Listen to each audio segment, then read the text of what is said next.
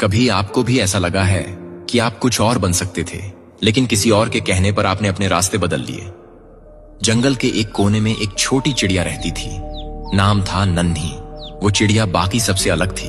उसकी आंखों में एक चमक थी, जैसे वो उस पेड़ से कहीं दूर, कहीं ऊंचा देख रही हो। वो अक्सर पूछती, हम हर दिन यही उड़ते हैं, बस तालाब, जामुन का पेड़ और वापस घोंसला।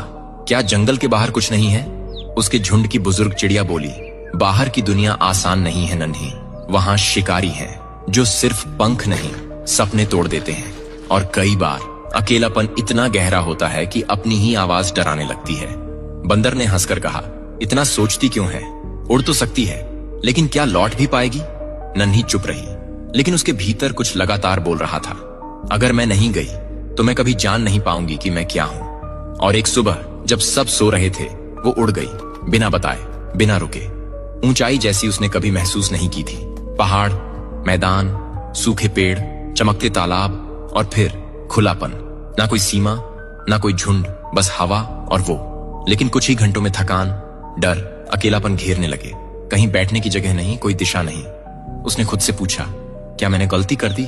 और तभी एक दूर की चिड़िया दिखी जो मुस्कुराते हुए बोली, हर उड़ान में डर होता है, पर अगर तू रुकती तो तू ये कभी जानती ही नहीं कि तुझमें इतना दम है। नन्ही लौट आई, लेकिन वो वैसी नहीं थी जैसी गई थी। उसके पंखों में अब उड़ान से ज्यादा विश्वास था।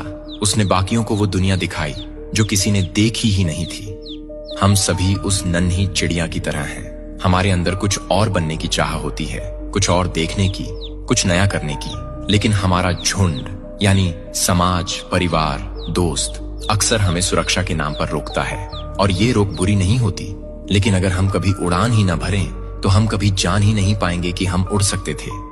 जो डर से बाहर निकलता है वही असली दुनिया देखता है, और जो लौटता है वो सिर्फ अपने लिए नहीं बल्कि सबको नई सोच देने के लिए लौटता है।